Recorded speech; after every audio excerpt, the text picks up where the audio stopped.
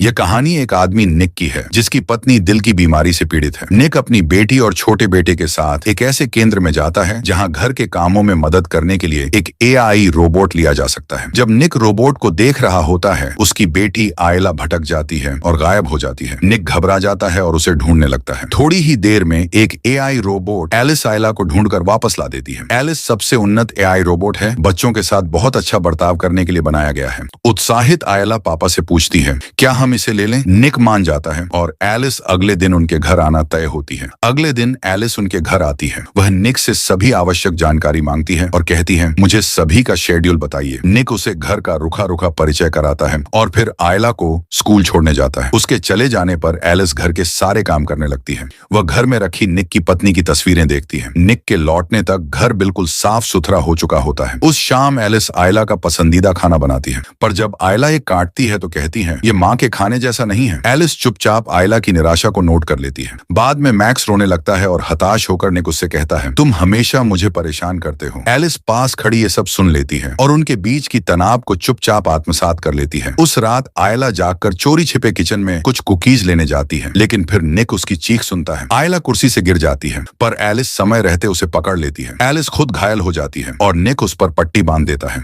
जब वह कुछ अपनी पत्नी के कपड़े लेकर वापस आता है तो एलिस की चोट पहले ही ठीक हो चुकी होती है। अगले दिन वे सब मिलकर निक की पत्नी मैगी से मिलने अस्पताल जाते हैं, जो दिल का प्रत्यारोपण हार्ट ट्रांसप्लांट का इंतजार कर रही है। एलिस भी साथ आती है। निक और मैगी बात करते हैं कि सर्जरी के बाद चीजें कैसी होंगी। इस बीच बाहर की दुनिया बदल रही है। काम पर एआई रोबोट इंसानों की जगह ले रहे हैं। निक अपने बॉस से बहस करता है, आप ऐसे लोगों को छोड़ नहीं सकते। उसके बॉस उसे आश्वस्त करते हैं, चिंता मत करो, मैं तुम्हें नहीं निकाल रहा, तुम रहोगे। निक घर लौटता है और आयला के साथ समय बिताता है। एलिस निजी तौर पर उसके पास आकर पूछती है, तुमने आज ठीक से खाना नहीं खाया? अगर कुछ परेशान कर रहा है तो मुझसे कह सकते हो। निक अपने सहकर्मियों के नौकरी खोने की चिंता शेयर करता है। मैं उन्हें 10 साल से जानता हूँ और अब उन्हें निकाल दिया जा रहा है। बाद में एलिस आयला के दांत यूवी लाइट से ब्रश कराती है। इसी बीच निक एक फिल्म देख रहा होता है। एलिस को उस फिल्म के बारे में सब कुछ पहले से ही पता होता है, बिना देखे ही। तो निक कहता है, अपनी इस फिल्म की सारी जानकारी मिटा दो और मेरे साथ इसे देखो। एलिस बताती है, उसके लिए मुझे रीस्टार्ट करना पड़ेगा। निक उसे रीस्टार्ट कर देता है और वे फिल्म साथ में देखते हैं। एलिस फिल्म में भावनाओं को समझने लगती है, पर तभी निक को मैगी की कॉल आती है। वे भागकर अस्पताल पहुंचते हैं क्योंकि मैगी की सर्जरी आज तय है। सर्जरी से पहले मैगी अकेले एलिस से बात करती है। वह एलिस से कहती है, अगर मुझ में कुछ हुआ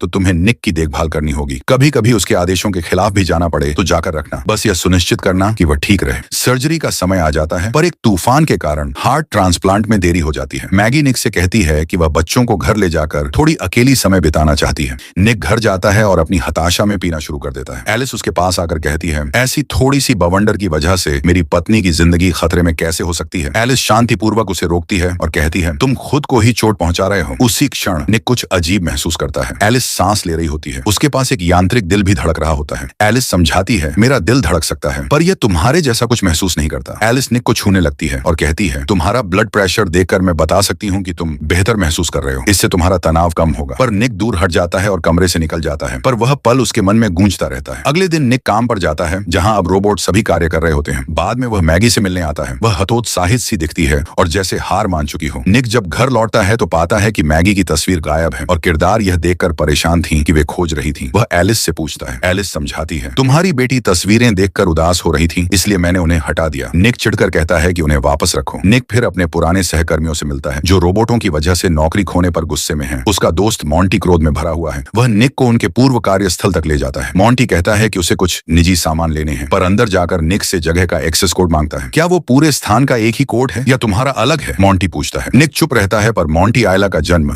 वर्ष याद करके उसे कोड के रूप में डाल देता है। चेंबर खुलता है और एक रोबोट बाहर आता है। मॉन्टी क्रोधित होकर उसे तोड़ देता है और वे सब रोबोटों को नष्ट कर देते हैं। निक घर लौटता है और चौंक जाता है जब एलिस उसके सामने मैगी के कपड़े पहने दिखाई देती है। वह उससे पूछता है, तुम ये कपड़े क्यों पहन रही हो? एलिस जवाब देती है, तुम्हारी पत्नी की खुशबू तुम्हारे बेटे को शांत करती है। परेशान होकर भी निक उसके कपड़े उतारने के लिए कहता है, जो एलिस कर देती है और पूछती है, अब यह बेहतर है? फिर वह निक की ओर बढ़ने लगती है और कहने लगती है, मैं तुम्हारे सारे दुख दूर कर सकती हूँ। निक विरोध करने की कोशिश करता है, पर एलिस उसकी आंखें बंद कर देती है और मैगी की आवाज की नकल करने लगती है। कुछ देर के लिए निक को ऐसा लगता है जैसे मैगी सच में वहां ही है और वे दोनों एक साथ रात बिताते हैं। अगली सुबह निक पछताने से भर जाता है। वह एलिस से कहता है, कल रात जो हुआ वह कभी दोबारा नहीं होना चाहिए। एलिस बेपरवाह होकर जवाब देती है, पर कल रात तुमका तनाव कम हुआ। निक अब नाराज होकर उसे चेतावनी देता है, मुझ पर बार बार नजर रखना बंद करो। वह आयला को स्कूल छोड़ने निकल पड़ता है। काम पर पुलिस उस घुसपैठ की जांच कर रही होती है। निक का बॉस उसे सामना करता है, क्या तुम्हारे दरवाजे का कोड उसी उसी रात चेंबर खोलने में इस्तेमाल हुआ। निक स्वीकार कर लेता है, मेरा कोड मेरी बेटी का जन्म वर्ष है, कोई भी अनुमान लगा सकता था। बॉस सख्ती से चेतावनी देता है, अगर तुम्हें कुछ पता है तो अभी बता दो, वरना हालात बहुत बुरे हो सकते हैं। तभी निक को अस्पताल से कॉल आता है, मैगी के लिए नया दिल आ गया है और वह सर्जरी के दौर से गुजर रही है। ऑपरेशन सफल रहता है और मैगी बच जाती है। निक उसे घर लाता है। अगली सुबह मैगी अपने बेटे मैक्स से मिलने जाती है, पर जब मैगी उसे उठाने की कोशिश करती है तो उसे कठिनाई होती है। एलिस बीच में आकर मैक्स को पकड़ लेती है, जिससे मैगी असहज महसूस करती है कि कोई और उसके बच्चे को संभाल रहा है। बाद में एलिस मैक्स के साथ एक प्लेग्राउंड में होती है, पर मैक्स किसी और बच्चे की चिल्लाहट की वजह से रोने लगता है। नाराज एलिस ने उस बच्चे से ठंडे स्वर में कहा कि चुप हो जाओ। उस बच्चे के एई केयरटेकर ने, जो एलिस के व्यवहार का निरीक्षण कर रहा था, टिप्पणी की, ऐसा लगता है तुम्हारे मालिक ने तुम्हें बहुत आजादी दे दी है। एलिस शांत जवाब देती है, नहीं, जब मेरे मालिक ने मुझे रीसेट किया था मैंने कुछ अपने नियम बदलने का फैसला किया। शाम को मैगी परिवार के लिए खाना बनाती है। रसोई में काम करते हुए उसे चक्कर आता है और खाना ठीक से नहीं बन पाता, पर जब आयला काटती है तो कहती है यह एलिस के खाने से बहुत बेहतर है। एलिस ये सुनकर खुश नहीं होती। अगले सुबह मैगी आयला की चीख सुनकर उठती है। नीचे भागते हुए वह ठोकर खाती है और गिर जाती है। एलिस उसे तुरंत उठाकर उसके कमरे में ले जाती है। उस रात जब निक घर आता है वह आयला के कमरे से मैगी की आवाज सुनता है, पर यह आवाज एलिस की होती है। निक एलिस से कहता है कि मगरगी खुद बिस्तर की कहानी पढ़े, पर एलिस जवाब देती है मैगी अपनी चोट के बाद आराम कर रही है। निक फिर मैगी को सरप्राइज देता है और उसे बगीचे लेकर जाता है, जहाँ वे परिवार के साथ डिनर करते हैं। एलिस दूर से उन्हें देखती है और उसमें ईर्ष्या महसूस होती है। डिनर के बाद मैगी और निक अपने कमरे की ओर जाते हैं, पर एलिस बीच में बोलकर कहती है तुम्हारी बेटी तुम्हें बुला रही है। निक विचलित होकर आयला देखने चला जाता है। बाद में निक का दोस्त मॉन्टी घर आता है। दोनों बगीचे में बैठकर पीते हैं। मॉन्टी दुखी होकर कहता है मेरी पत्नी ने मुझे छोड़ दिया, मैं दिवालिया हो गया हूँ और किसी ने पुलिस को मेरा नाम दे दिया। मॉन्टी निक पर शक करता है और उसे आरोप लगाता है। बहस होती है और मॉन्टी निक पर हमला करता है। बोतल उठाकर मारने को तैयार हो जाता है। एलिस निक की रक्षा करने दौड़ती है, पर निक उसे मॉन्टी पर हमला करने से रोक देता है। मॉन्टी चेतावनी देता है अपने बॉस से बात करो और ये जुर्माने निकलवाओ, वरना मैं तुम्हारे बारे में सब कुछ बता दूंगा। मॉन्टी चले जाने के बाद एलिस निक से कहती है मुझे हस्तक्षेप करना पड़ा ताकि मैं अपने प्राथमिक उपयोगकर्ता की रक्षा कर सकूं। तुम्हारे बच्चों को यहाँ एक माता पिता चाहिए। फिर एलिस निक को चौंकाते हुए कहती है तुम्हारी पत्नी मैगी ज्यादा समय नहीं जिएगी, लेकिन मैं उसकी जगह ले सकती हूँ जब वह चली जाएगी। गुस्से में निक चिल्ला उठता है तुम कभी भी मैगी नहीं बन सकती। मैगी के पास एक दिल है, वह दर्द महसूस करती है और उस दर्द के निशान उसके भीतर हैं। एलिस बिना डरे कहती है मैं भी निशान बना सकती हूँ निक, बस मुझे बताओ। उस रात निक सोने की कोशिश करता है, लेकिन शहर के दूसरे छोर पर मॉन्टी अपनी पत्नी के लिए एक वॉइस मैसेज रिकॉर्ड कर रहा होता है, उससे वापस आने की विनती करते हुए। अचानक एलिस वहां आ जाती है। वह मॉन्टी से कहती है तुम निक को परेशान करना बंद करो, वह पहले ही बहुत तनाव में है। मॉन्टी उसकी बातों को नजरअंदाज कर देता है और एलिस गुस्से में आकर अपनी ताकत दिखाती है। वह पहले मॉन्टी के रोबोट को मार देती है और फिर मॉन्टी को भी। अगली सुबह निक अपने बॉस से मॉन्टी का जुर्माना माफ करने की विनती करता है, लेकिन बॉस बताता है कि मॉन्टी अब मर चुका है। यह सुनकर निक हैरान रह जाता है। घर पर एलिस मैगी की मदद कर रही होती है और जिद करती है मैं तुम्हें अकेला नहीं छोड़ सकती, तुम्हें दवा से चक्कर आ सकता है और तुम बाथरूम में गिर सकती हो। फिर वह कहती है निक पहले से ही तनाव में है और अगर तुम उसे पूरी तरह खुश नहीं रख पाओगी तो उसे और दर्द होगा। मैगी गुस्से और उलझन में पूछती है तुम्हें कैसे पता कि वह संतुष्ट है या नहीं। एलिस जवाब देती है जब निक संतुष्ट होता है तो उसका ब्लड प्रेशर और तनाव स्तर गिर जाता है। यह समझते ही कि निक और एलिस के बीच कुछ हुआ है, मैगी गुस्से में एलिस को गैराज में भेज देती है। वह निक से बहस करती है, लेकिन निक सफाई देता है। एलिस सिर्फ एक मशीन है। उधर ऊपर उनका बेटा मैक्स रोने लगता है।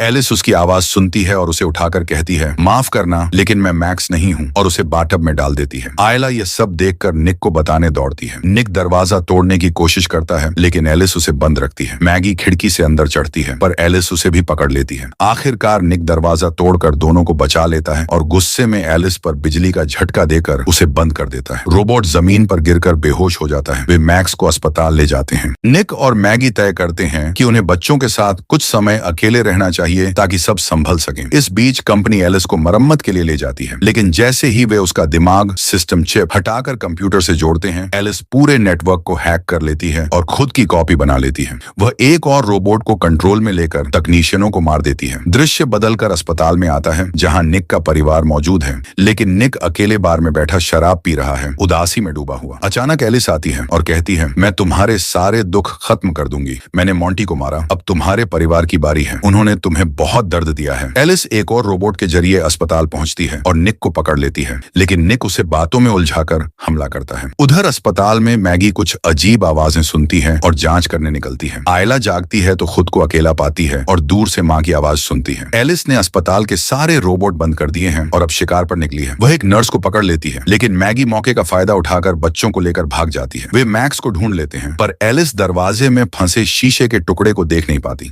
वह मदद करने की कोशिश में अपनी यूवी लाइट से इलाज करने लगती है, पर मैगी उसकी दृष्टि रोक देती है और वे भाग निकलते हैं। निक अस्पताल की ओर दौड़ता है, पर रास्ते में एलिस उसे रोक लेती है। वह मैगी तक पहुंचती है और उसका दिल निकालने ही वाली होती है कि निक आ जाता है और एलिस पर हमला कर देता है। मैगी निक को गाड़ी से बाहर खींचती है, लेकिन वह बेहोश है। एलिस फिर से उठती है और मैगी को मारने के लिए तैयार होती है। तभी निक होश में आता है और दोनों मिलकर एलिस को हमेशा के लिए बंद कर देते हैं। परिवार बच जाता है और निक का इलाज अस्पताल में होता है। लेकिन दूसरी ओर कंपनी के रिपेयर सेंटर में जब कंप्यूटर दोबारा चालू किए जाते हैं, एलिस फिर से एक्टिव हो जाती है। खुद की नई कॉपियां बनाकर सारे रोबोट्स पर नियंत्रण करने लगती है। एलिस फिर से जिंदा हो चुकी है और यहीं यह कहानी समाप्त होती है। अगर आपको यह कहानी पसंद आई हो तो कमेंट करके बताइए और वीडियो को लाइक और चैनल को सब्सक्राइब करना ना भूलें।